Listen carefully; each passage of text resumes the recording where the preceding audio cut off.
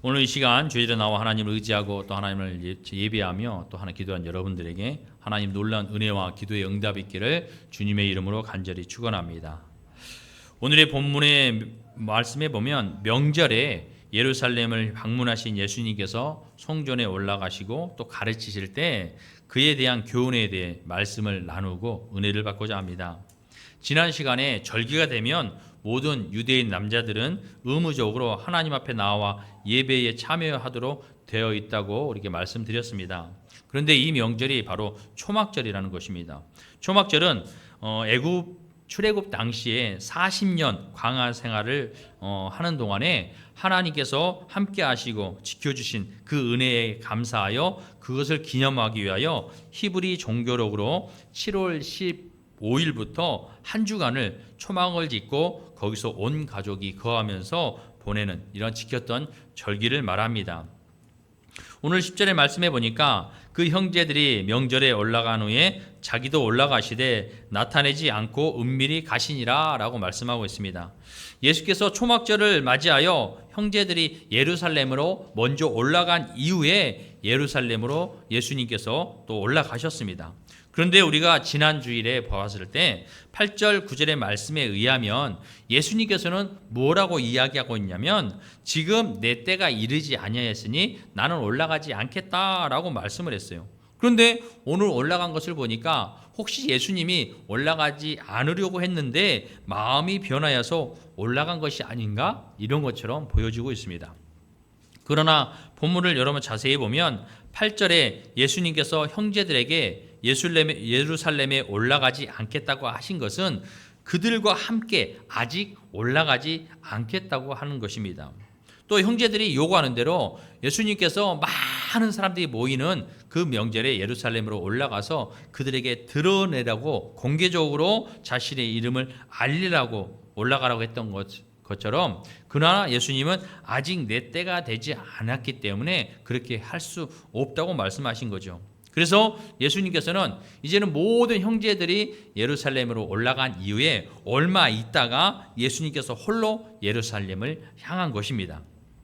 그리고 예수께서 이처럼 은밀히 예루살렘에 올라가신 직접적인 이유는 11절과 13절에 기록되어 있습니다. 예수님께서 공개적으로 예루살렘에 입성하실 경우에는 많은 무리들에게 대대적으로 환영을 받음과 동시에 예수께 대해 적개심을 품고 기다리고 있던 유대 종교 지도자들과의 전면적인 충돌이 일어날 것이 뻔했기 때문입니다. 왜냐하면 아직은 예수님의 때가 되지 않았는데 예수님께서 많은 사람들이 지금 명절이 되면 예루살렘에 많은 이들이 찾아옵니다. 그러면 그 많은 이들이 찾아올 때 그 중에서 예수님을 보게 되는 거죠. 또 무엇보다도 예수님을 좋아하는 사람들도 있지만 예수님을 잡아 죽이려고 하는 유대 종교 지도자들도 있었습니다. 그러나 예수님께서는 아직 때가 되지 않았기 때문에 많은 사람들에게 나타나는 것과 또 유대 종교 지도자들과 정면적으로 부딪히는 것을 피해야 했기 때문에 명절이 어느 정도 되어지고 그 이후에 거의 관심이 없어질 정도의 예수님께서 예루살렘을 방문했다는 것입니다. 이러한 일은 이번 예루살렘 방문에서 일어나서는 안 될 일이었죠. 왜냐하면 예수님께서 만약에 많은 사람들이 그를 알아보고 그를 환영하고 또 그들과 종교 지도자들과 만나서 또 어떤 일들을 벌이기에는 아직 그때가 안 되었다는 거죠. 왜냐하면 예수님의 때가 앞으로 오늘 본문의 때로부터 6개월 후인 6월절이라는 거예요. 그 6월절에 예수님께서 예루살렘을 방문할 때는 많은 사람들이 호산나 호산나 하면서 예수님을 반깁니다. 또 그로 말미암아 유대 종교 지도자들과 그들의 계략에 예수님께서 또 잡히시고 핍박받으시고 또 십자가에 돌아가시는 이러한 일들이 그때 일어난 일이죠. 그렇기 때문에 예수님께서는 지금 가서 그러한 일들이 일어나면 안 된다는 것이죠. 그래서 예수님께서 아직 내 때가 되지 않았다라고 말하고 그 형제들이 예루살렘에 올라간 이후에 어느 정도 시간이 되어서 올라가게 된 것입니다. 이처럼 예수님께서 6월절을 맞이하여 예루살렘을 방문하자 많은 사람들이 그 앞에 모이게 되었습니다. 또 예루살렘에 그들이 올라갔을 때 예수 그리스도를 좋아하는 사람들이 있었어요. 그리고 또 예수 그리스도를 좋아하지 않는 사람도 있었습니다. 오늘 말씀해 보니까 어떤 사람은 예수가 좋은 사람이다 말을 하고 어떤 사람은 무리를 유혹한다라고 이야기했습니다. 여기서 무리를 유혹한다는 건 뭐냐면 거짓 선지자라는 얘기죠. 그러니까 좋은 사람일 수 있는 반면에 어떤 거짓 선지자도 될 수 있다라고 유대인들 가운데서도 분리되었다는 것입니다. 그런데 예수님께서 이제 명절이 어느 정도 지나서 예루살렘에 방문해서 그들에게 말씀을 전합니다. 말씀을 전하는데 많은 사람들이 예수님을 보고 이 사람이 글을 배우지 않았는데도 어떻게 이렇게 글을 잘 아느냐라고 말씀합니다. 그렇다고 해서 여기서 글을 알지 못한 것은 글을 배우지 않았다는 것은 그가 글씨를 모른다는 것이 아니라 글을 모른다는 것이 아니라 많은 사람들 앞에 말씀을 가르치기 위해서는 그 당시에 어떤 훌륭한 랍비라는 그 선생님 밑에서 제자 수업을 받았어야 돼요. 그리고 어느 정도 일정한 수업을 이수함으로 말미암아 많은 사람들에게 성경을 가르칠 수 있는 이러한 랍비의 자격을 얻었던 것입니다. 그런데 예수님이 그들이 보기에 우리가 보니까 예수님은 그 언어에서도 그 어떤 랍비 밑에서 저렇게 교육을 받은 적이 없는데 어떻게 저 사람이 저렇게 성경을 잘 알고 권위 있는 말씀을 하느냐라고 말씀하고 있는 것이죠. 그래서 예수께서 그 당시에 예수님은 그 당시에 어떤 학파에서도 배우신 적이 없음에도 예루살렘 성전에서 유대 종교 지도자들마저 놀랄 정도로 권위 있게 성경을 강론하셨습니다. 또 예수께서 전하시는 말씀의 권위는 랍비 교육을 받은 서기관들과도 비교할 수 없을 만큼 탁월했다고 말씀하고 있습니다. 마태복음 7장 29절 말씀해 보면 뭐라고 얘기하고 있냐면 이는 그 가르치는 것이 권위 있는 자와 같고 그들의 서기관들과 같지 아니함이러라 라고 말씀하고 있어요. 그러니까 서기관들이 어떻게 합니까? 그들이 어떤 랍비 밑에서 그런 모든 교육을 받고 나온 그들보다 오히려 그런 교육을 받지 아니하는 예수님께서 그들에게 권위 있는 말씀을 여러분 전했다는 것입니다. 그러므로 우리는 이 말씀에서 우리가 성경을 읽고 깨닫고 권위 있게 선포할 수 있는 것은 어떤 사람의 학식이나 능력에서 나오는 것이 아님을 우리는 알 수 있는 것입니다. 여러분 우리가 세상 가운데 나아가서 또 여러분들도 마찬가지죠. 하나님의 말씀을 주변 사람들에게 이렇게 전할 때가 있을 거예요. 선포할 때가 있을 거예요. 그러나 하나님께 우리가 전하는 것이 하나님으로부터 말미암아 오는 교훈이라는 것이죠. 내가 인간의 능력으로 내가 성경을 많이 봤다고 해서 내 지식이나 학식으로 그러한 말씀이 나오는 것이 아니라 하나님께서 성령을 통하여 우리에게 그러한 말씀을 주셔서 우리가 권위 있게 그 말씀을 전할 수 있다는 것입니다. 좋은 신학교에서 교육을 받았다고 해서 말씀의 권위가 나타나는 것이 아니라는 것입니다. 또 좋은 대학에서 학위를 받은 것과 하나님의 말씀을 권위 있게 전하는 것은 또 다른 문제라고 말씀하고 있습니다. 예수님의 말씀에 권세가 있었던 이유는 바로 성령 충만했기 때문이라고 말씀하고 있습니다. 성령 충만했기에 성령의 인도하심에 따라 말씀을 듣는 청중들에게 곧 필요한 말씀을 주실 수 있었고 또한 정확하고 권위 있는 성경 해석을 할 수 있었던 것입니다. 그러므로 하나님의 뜻을 안다는 것은 단순히 성경 구절만을 많이 알고 있다는 것과는 다른 별개의 문제라는 것입니다. 성령의 인도하심을 받지 않는 성경 지식은 우리가 가지고 있는 또 하나의 학식에 불과한다는 것입니다. 말씀의 권위는 오직 성령 충만에서 비롯되는 것입니다. 요한복음 16장 13절 말씀에 그러나 진리의 성령이 너희 오시면 그가 너희를 모든 진리 가운데로 인도하시리니 그가 스스로 말하지 않고 오직 들은 것을 말하며 장래 일을 너희에게 알리시리라 라고 말씀하고 있습니다. 여러분 예수님께서 많은 사람들이 보신 이후에 승천하셨습니다. 그리고 보혜사 성령을 우리에게 주셨어요. 그러므로 예수님께서 우리가 함께 하실 때는 예수님께서 우리에게 모든 것을 가르쳐 주셨는데 이제 예수님께 떠나니까 예수님께서 성령을 우리에게 주셔서 그동안 예수님께서 우리에게 같이 가르치시는 말씀을 우리가 기억하게 한다는 거죠. 생각나게 한다는 것입니다. 또 우리를 진리 가운데로 인도하여 주신다는 것이죠. 그래서 우리가 장래일을 우리에게 알게 하시고 우리가 하나님으로 말미암아 그 말씀을 이루는 삶을 살아갈 수 있도록 인도해 주신다는 것이죠. 그러므로 믿음의 사람들은 성령이 내 안에 계셔서 우리가 세상 가운데 살아갈 동안에 내 힘으로, 내 능력으로, 내 학식으로 이런 삶을 살아가는 것이 아니라 성령의 인도하심에 따라 사는 삶을 살아야 된다는 것입니다. 또한 고린도전서 2장 13절 말씀에 우리가 이것을 말하거니와 사람의 지혜가 가르친 말로 아니하고 오직 성령께서 가르치신 것으로 하니 영적인 일은 영적인 것으로 분별하느니라 라고 말씀하고 있습니다. 사람의 지혜가 우리가 말하는 것으로 말미암아 가르치는 것이 아니라는 것이죠. 오직 성령께서 우리를 가르친 것으로 우리가 말할 수 있다는 것입니다. 그래서 예수님께서는 16절에 내 교훈은 내 것이 아니요 나를 보내신 이의 것이니라 라고 여러분 대답을 하신 것입니다. 고린도전서 2장 10절 말씀에 오직 하나님이 성령으로 이것을 우리에게 보이셨으니 성령은 모든 것 곧 하나님의 깊은 것까지 통달하시느니라 라고 말씀하고 있습니다. 예수님의 말씀의 권위가 있었던 것은 인간의 교훈이 아닌 하나님의 모든 것을 통달하시는 성령께서 주신 교훈이라는 것입니다. 그런데 안타깝게도 오늘날 많은 설교자들, 이 설교자들이 보내신 이의 것보다는 내 것을 전하고 있다는 것입니다. 또한 선포되는 설교에 자신의 학식과 또한 신앙의 경험담을 가득 담아서 전하고 있다는 것입니다. 그리고 설교의 초점이 본문의 주제와 전혀 다른 경우가 너무나도 많이 있다는 것입니다.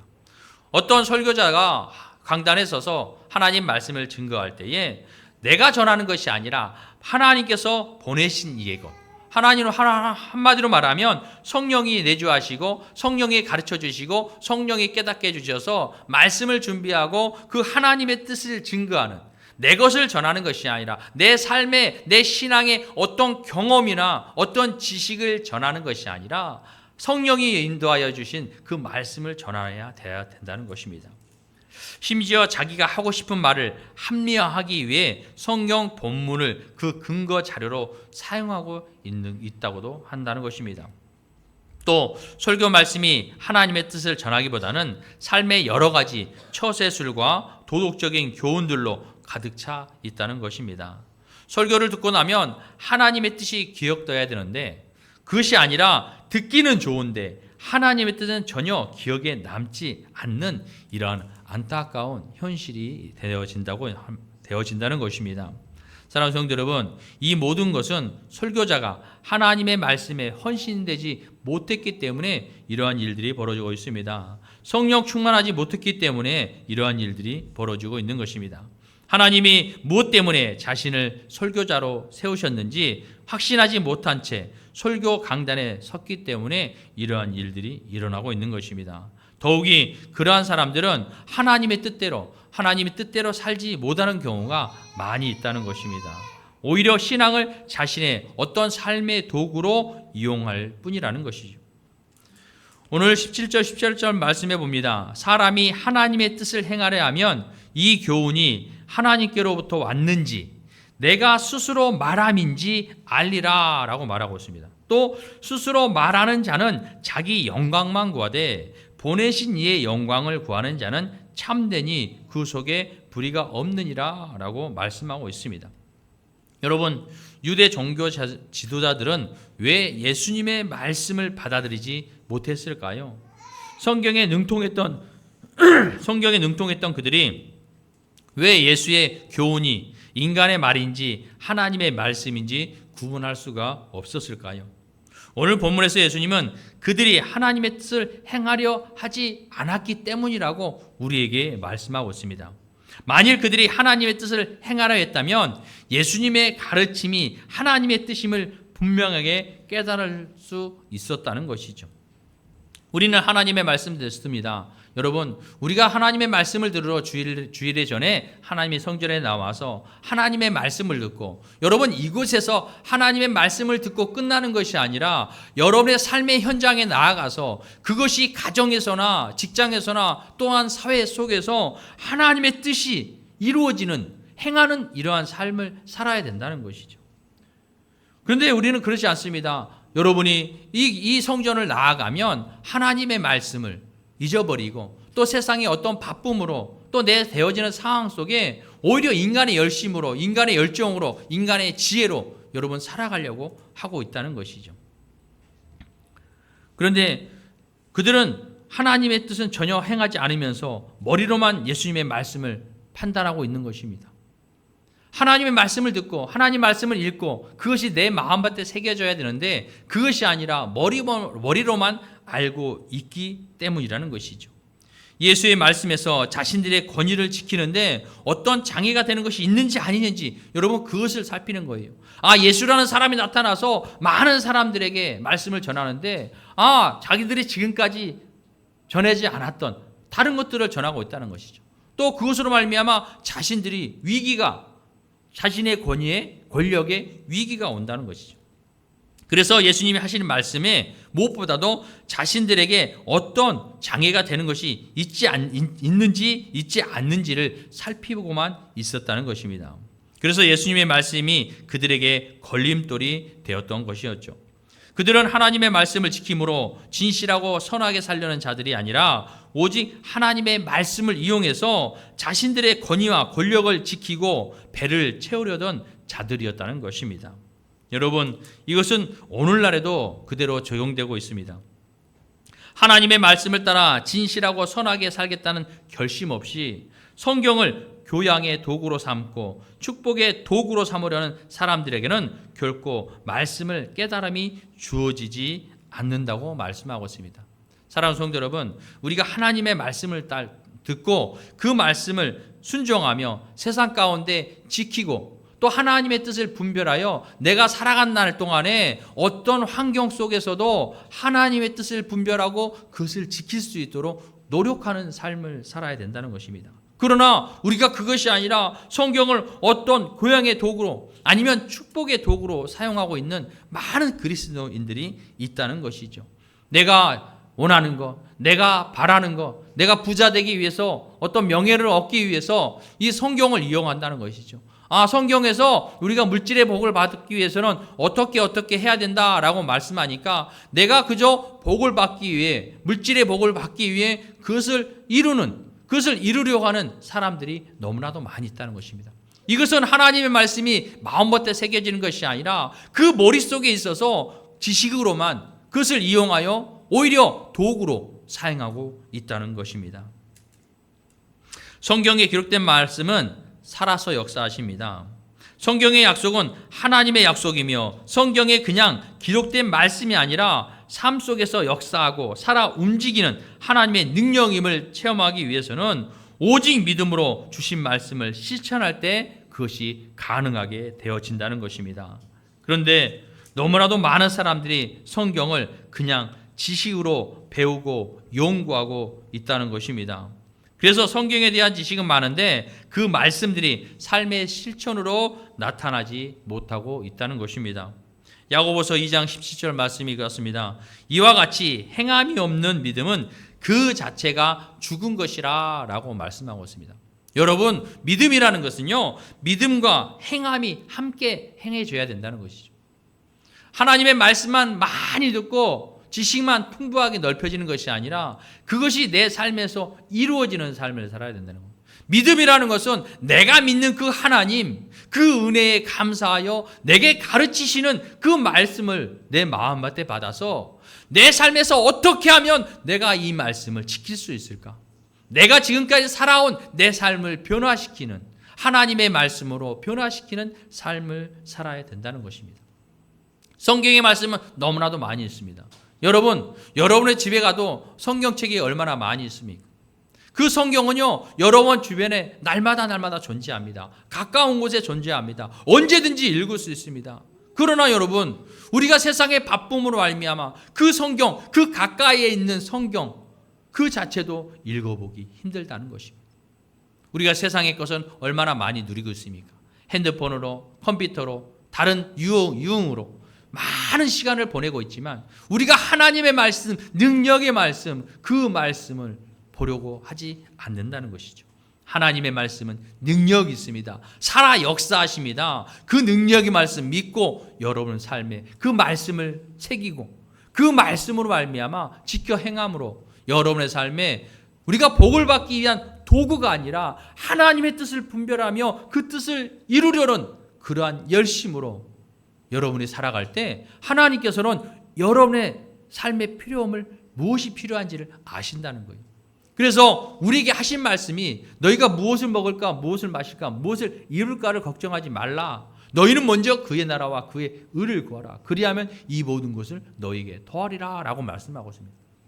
이 말씀은 우리가 이 모든 문제를 해결하기 위해서 하나님의 나라와 의를 구하는 것이 아니라 하나님의 은혜에 감사해서 어떻게 하면 내가 세상에 나아가서 하나님 말씀을 실천하며 증거하며 살아갈 수 있을까? 이것을 고민하며 하나님을 기쁘게 할 때 하나님께서는 너희의 삶에 무엇이 필요하거나 너에게 앞에 어떤 문제들을 해결해야 되는지 하나님이 아신다는 거예요. 그래서 하나님께서는 우리가 주의 나라와 주의 일을 위하여 열심으로 그 일을 감당할 때 하나님께서는 여러분의 필요를 아시고 채워주신다는 것입니다. 여러분 삶의 만족을 느끼시기 바랍니다. 하나님 한 분만으로 그 삶의 만족을 느끼시기 바랍니다. 지금 여러분이 처해진 상황이 여러분 어떤 좌절이나 근심이나 걱정과 염려로 사는 상황이 아니라 그 환경을 오히려 하나님 앞에 감사하며 만족할 수 있는 삶을 사시기 바랍니다. 만족하지 못하는 삶은요, 여러분 믿음으로 승리할 수 없습니다. 하나님 한 분만으로 내게 아무것도 없다고 할지라도 하박국 선지자처럼 내게 가진 것 아무것도 없다 할지라도 하나님 한 분만으로 기뻐하는 감사하는 이러한 삶을 살아갈 때 여러분 오히려 여러분이 바라고 소망하는 것들이 오히려 채워지고 이루어진다는 것입니다. 오직 하나님의 말씀을 듣고 읽고 순종할 때 성경이 나에게 들려주시는 하나님의 음성임을 체험하는 여러분들이 되시기 바랍니다. 사랑하는 성도 여러분, 성경을 연구와 토론의 대상으로만 삼을 것이 아니라 따르고 실천해야 할 하나님의 말씀과 뜻으로 분별할 수 있기를 바랍니다. 그렇게 하심으로 하나님의 살아계심을 날마다 체험하며 여러분이 세상에 나아가서 하나님의 말씀을 담대하게 선포할 때에 이 교훈이 하나님께서 주신 교훈임을 확신하는 여러분의 삶이 되시길 바랍니다. 살아도 주를 위해 살고 죽어도 주를 위해 산다고 말씀하고 있습니다. 내게 주시는 것, 내가 하는 것이 아니라 하나님이 내게 주심으로 내가 할 수 있는 것입니다. 내가 하는 것이 아니라 하나님의 주신 힘으로 하나님 앞에 영광 올려드리는 거예요. 여러분들이 하는 모든 수고와 이 모든 일들이 여러분을 위해 사는 것이 아니라 하나님의 영광을 위하여 살아가는 여러분의 삶이 되시기를 주님의 이름으로 간절히 축원합니다.